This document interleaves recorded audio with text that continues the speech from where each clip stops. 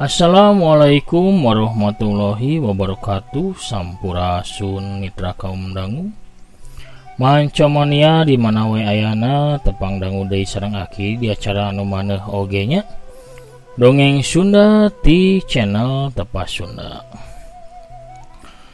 Kumaha daramang sadayana? Alhamdulillah upami daramang mah aki gitu serada jag-jagnya. Mugia urang sadaya tetap dipaparinan kesehatan, dipaparinan kelancaran rizki, oge digampilkeun sagalana. Amin Allahumma amin. Anu nembe manco, nembe ngabandungan, ulah hilapnya di subscribe wae. Di teke tombol loncengna supados aya notifikasi upami aki medar dongeng anu enggal. Carios anu baris kapidangkeun nyaeta terasan lelakon Jawara Gunung Galunggung. Ngebantuan judul Jawara Gunung Galunggung bagian anu katilu ayeuna teh. Karangan Wadadang Hati Bandungnya. Kumaha cenah lakon soma teh nya? Kepayuna urang guar we urang Bandungan sasarengannya supados tenyang kolong kana waktos urang ngamparkeun deui samakna sor cikopina bari aya gehu ya lumayan hanet keneh mangga kaparayun sadayana prung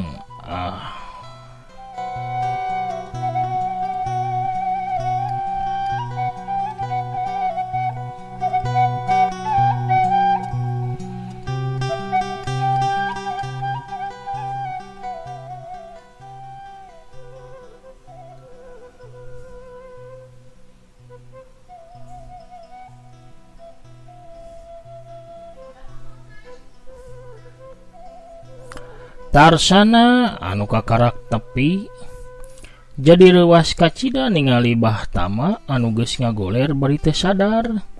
Tarsana cingogo pikeun nulungan Bahtama tapi sapasang panon Tarsana jadi buncelik awakna ngadadak ngadeg-deg sakabeh bulu pundukna cengkat muringkak sabab manehna ningali awak sobatna anu eueuh sirahan. Untungna Tarsana masih tahan jadi tenepi kapiuhan cara Bahtama. Temikir panjang Tarsana gancang malikeun badana. Saterusna berangbang bae manehna lumpat satarikna. Tarsana terus lumpat kawas nu diudag setan. Lumpatna balik deui ka arah lembur burujul bari gogorowokan. Nu digorowokeun teh jelas hahaha kitu. Tarsana geus kawas jalma owah.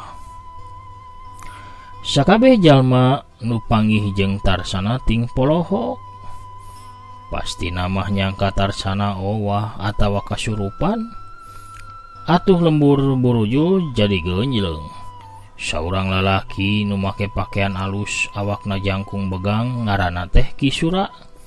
Katua kampung lembur buruju lumpat manehna kaluar ti jero imah sawaktu ngadenge kagenjleungan di hareupeun imahna. "Heuy, Tarsana, meureun heula." "Naon maneh?" tanya Kisura sawaktu Tarsana nepi ka hareupeunana. Kisura gancang nyekel pigeulangna. Nyata pigeulangna Tarsana. Tarsana terterjel hayang lumpat. Tapi cekelan Kisura lain cekelan biasa.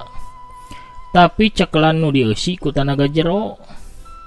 Tarsana teu bisa hojah sanajan ukur salengkah. "Naon Tarsana nu kajadian, hah?" tanya Kisura. Tarsana teu buru-buru mere jawaban. Napasna areng haperanjuk ngahegak nyenen kemis. Sakabeh awakna baseuh juuh ku kesang. "Tarsana, jawab pananya kula." Kisura malikan deui pananyana. Samantara eta warga lembur geus rame ngariung Tarsana jeung Kisura. Sabab maranehna oge hayangeun nyaho naon nu karanapan ku Tarsana tepi ka lulumpatan samodel kitu.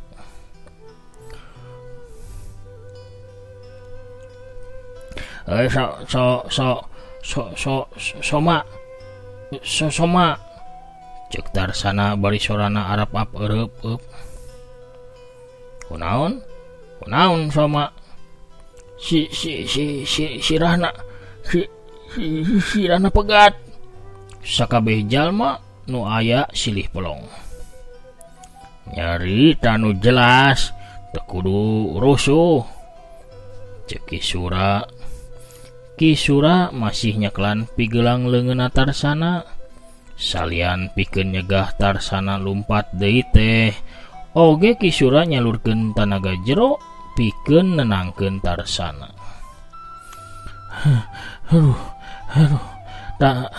Tadi kuring panggih jeung Mbah Tama. Cek Tarsana mulai rada tenang.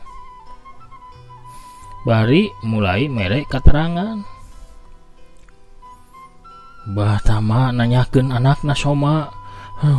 Kuring ti isuk ge encan panggih jeung Soma teh. Mbah Tama mere nyaho yen Soma teh keur peuting indit ka Cisayong pikeun lalajo wayang golek. Memang bener di Cisayong aya nu kawinan terus kumaha? Cek Kisura motong kalimah Tarsana. Tapi kaburit Soma teu mulang. Mbah Tama hariwangeun ka anakna. Nya Mbah Tama teh rek nyiaran Soma maksudna mah ka Cisayong. Kuring teh teu tega. Jadi mutuskeun milu. Sabab karu nyapan ka Mbah Tama sarta hariwang ka Soma sobat kuring eta teh. Di sisi walungan sawaktu kami nyiaran rakit pikeun mentas. Kami ningali aya hiji jalma anu keur nyaran teh dina handapeun tangkal gede. Si Soma Tarsana unggek. Wah Tama teh lumpat nyampeurkeun ke anakna terus kadenge jumerit. Kuring terus ningali Mbah Tama kapiuhan sarta ngaguling ka taneuh.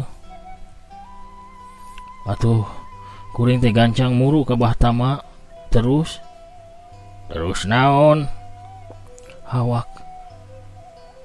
Awak Soma ukur badana bae sirahna leungit pegat. Sakabeh jalma nu aya bareng ngarenjag.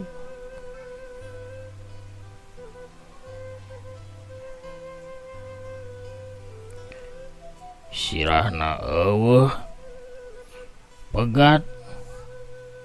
Anu megatkeun? Tanya Kisura. Aduh, kuring mah teu apal. Sanggeus ningali eta badan kuring. Sanggeus ningali eta badan Soma. Kuring langsung lumpat ti babaranting. Awak Tarsana katingalina ngadeg-deg sawaktu nerangkeun kajadian anu cikeneh karandapan ku dirina.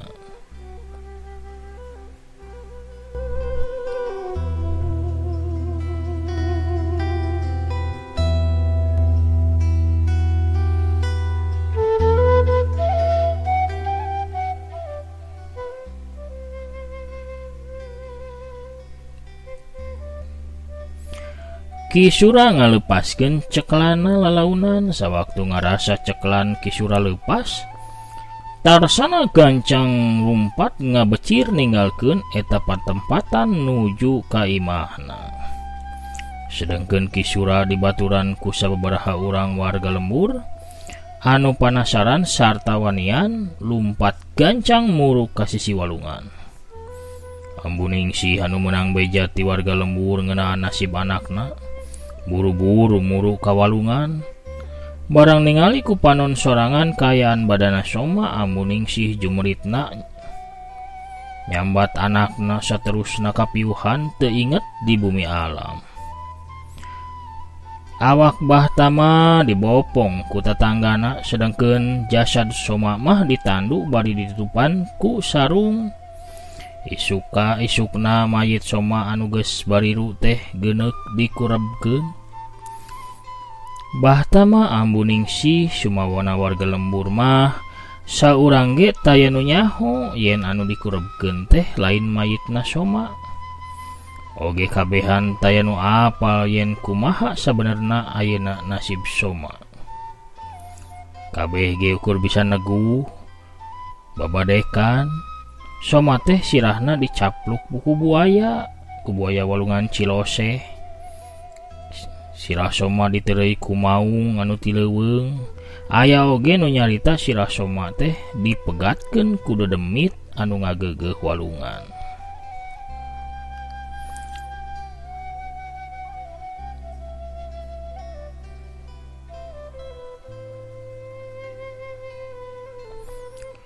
Pamirsa sadayana mancom mania dongeng di mana wae ayananya. 5 tahun leuwih geus kaliwat ti saprak kajadian maotna Soma. Urang lembur burujul geus mopohokeun kajadian eta. Sabab buktina geus tara aya anu ngobrolkeun masalah eta. Ayeuna urang kocapkeun di punculut Gunung Galunggung. Mega bodas katingali nutupan punculut gunung anu sakitu luhurna. Sanajan panon poe mani moreret tapi hawa tetep seger. Salila taya jalma anu datang ka punculut gunung, moal aya anu apaleun yen di punculut gunung teh aya imah tina kayu anu basajan naker. Nya bisa oge disebut saung. Moal aya nu apal yen punculut Gunung Galunggung aya anu nyicingan. Salila puluhan tahun Gunung Galunggung teh dianggap gunung angker. Kumatak eta taya jalma anu wani ngulampreng ka Gunung Galunggung. Dina ayana ge anu wani ngulampreng paling di suku gunungna. Di jero imah kayu ku panonna anu ngan ukur hiji. Manehna neuteup ka muridna anu keur maneko sila di hareupeunana. Saprak 5 tahun kaliwat buukna can pernah dicukur sarta can pernah disisir. Buuk anu panjang awut-awutan teh panjangna tepi ka tonggong kawas buuk awewe. Beungeutna ka ciri kolot. Panon kencana anu gorowong beuki katempo gorowong matak pikasieun. Eta teh taya lian si beungeut setan anu 5 tahun kaliwat geus ngiwat Soma di sisi walungan Cilose. Abah Raksa Jagat alias si beungeut setan cumarita. Soma, di waktu pipisahan ieu Abah moal nyarita panjang lebar. Poe ieu hidup turun gunung, ku Abah bakal dibakalan 2 tugas.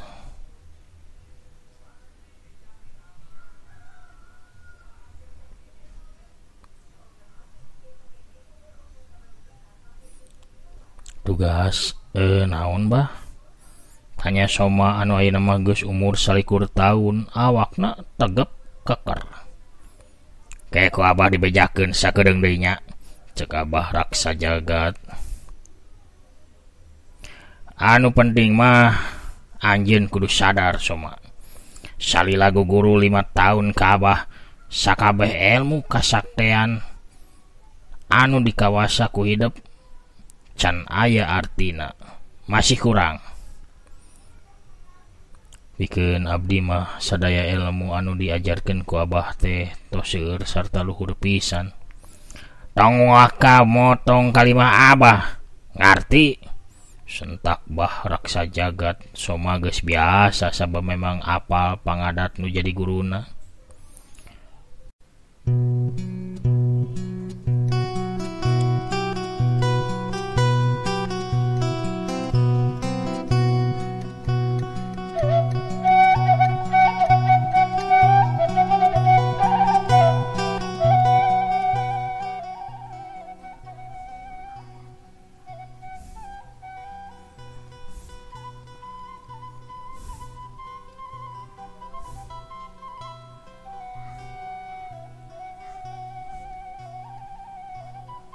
Kusabab can aya artina, kusabab masih kurang keneh. Jadi hidup tetep sawaktu engke ngalalana kudu bari nyiaran guru anyar anu sakti. Ieu teh kusabab beratna 2 tugas ti Abah. Ti mimiting ke turun gunung, hidup kudu ngaganti ngaran. Kasaha bae ulah sakali-kali ngaku ngaran Soma, ngarti? Ngartos bah, janten nami abdi teh atuh digentos ku nami naon? Sanjaya Galunggung. Sanjaya Galunggung, Abah raksa jagat ungeuk. Abah oge pesen, salila turun gunung, salila can bisa ngarengsekeun tugas ti Abah, ulah sakali-kali mulang ka lembur burujul. Komo manggihan kolot hidup mah, hidup kudu ngajauhan eta lembur, ngarti? Ngartos bah, jawab Soma lalaunan. Ayeuna ngeunaan 2 tugas anu kudu direngsekeun ku hidup. Perhatikeun sing bener Abah teresep nyarita diulang-ulang. Anu kahiji, hidup kudu maluruh sarta ngapi milik hiji pedang pusaka anu ngaranna pedang jagal nyawa. Nu kadua, hidup kudu maluruh sarta maehan jalma anu ngaranna Singalanang. Pedang jagal nyawa sareng jalma Singalanang. Soma ngulang tugas guruna dina jero hate. Hidup kudu hasil heula ngapi milik pedang jagal nyawa. Sabab lamun tugas nu kahiji gagal, hidup pasti moal mampu pikeun ngalaksanakeun tugas anu kadua. Kusabab Singalanang ukur bisa dibinasa ku pedang jagal nyawa. Upami murid kenging naros guru, saha saleresna Singalanang teh? Justru eta sababna Abah nitah hidup pikeun maluruhna, lamun geus hasil manggihanana jeung kudu hasil barina ge. Hidup bakal apal sahari Singalanang. Mun geus apal, paehan binasakeun. Murid bakal ngalaksanakeun sadaya tugas ti Abah.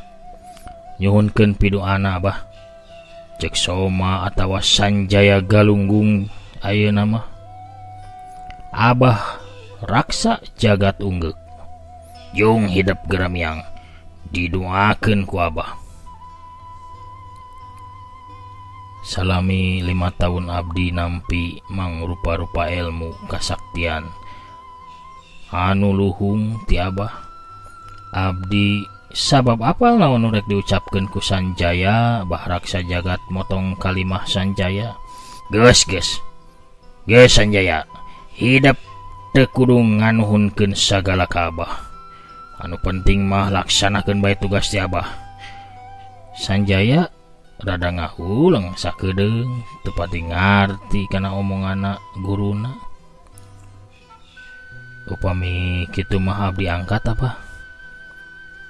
Abah raksa jagat ungeuk nyuhunkeun pidoana supados abdi tiasa ngalaksanakeun tugas ti Abah nu dibekalkeun ka abdi.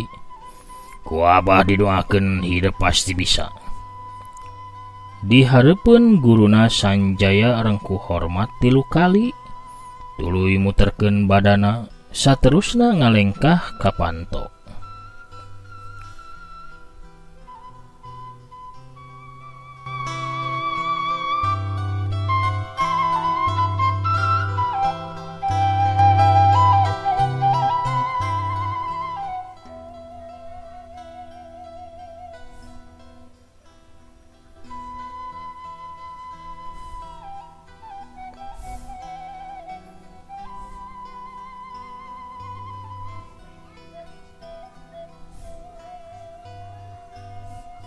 Sawaktu wanci sariak layung kaganti ku wanci sareupna, Sanjaya Galunggung alias Soma geus jauh pisan ti Gunung Galunggung. Ieu teh kusabab Soma ngagunakeun ilmu lumpat ajaran guruna anu katelah ilmu lengkah angin. Lumpatna tarik nakar bari lengkahna hampang kawas tumpak angin. Sanjaya anu kakarak turun gunung karek mikirkeun tujuanna sawaktu beteungna karasa kukurubukan menta dieusi. Waktu eta Sanjaya keur lumpat gancang di hiji pasir. Di lamping pasir belah wetan katempo, ti kajauhan ku Sanjaya aya cahaya seuneu anu kelap-kelip bari leutik. Lamun seug Sanjaya teu boga panenjo anu seukeut, pastina eta cahaya teh moal katempo sabab jarakna anu kacida jauhna. Teu mikir manjang deui, Sanjaya muterkeun arah lumpatna nuju ka arah eta cahaya anu katempo ku dirina. Geuningan cahaya seuneu anu katempo ku Sanjaya teh asalna tina seuneu cempor anu aya di luhur meja leutik di jero imah bilik anu dihateupan ku anyaman daun kalapa. Lawang pantona melenge saeutik, nya tidinya cahaya cempor bisa keluar saterusna katempo ku Sanjaya. Kayaan didinya kacida sepina kawas di astana. Sanjaya ngadeukeutan kana panto anu melenge. Sanjaya kaketok kana panto tapi taya jawaban. Sababaraha kali Sanjaya ngetok panto tapi tetep taya jawaban. Sanjaya jadi heran, naha imah teh eueuh anu nyicingan kitu? Tapi teu mungkin sabab di jero imah aya cempor anu hurung.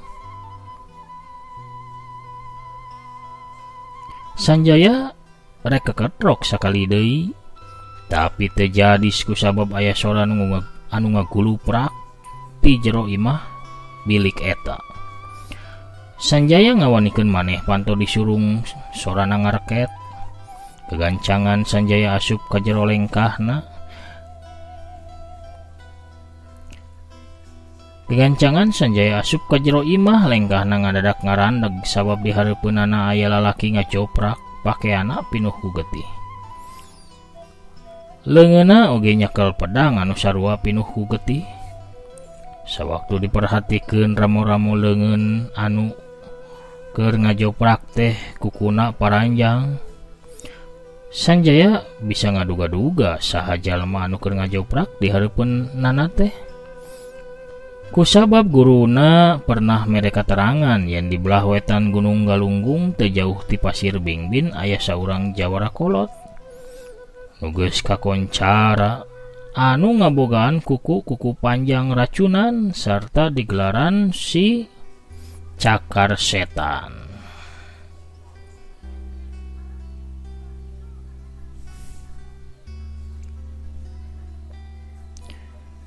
Digelaran si Cakar Setan teh kusabab kuku-kukuna ngandung racun anu jahat anu geus loba ngadahar korban.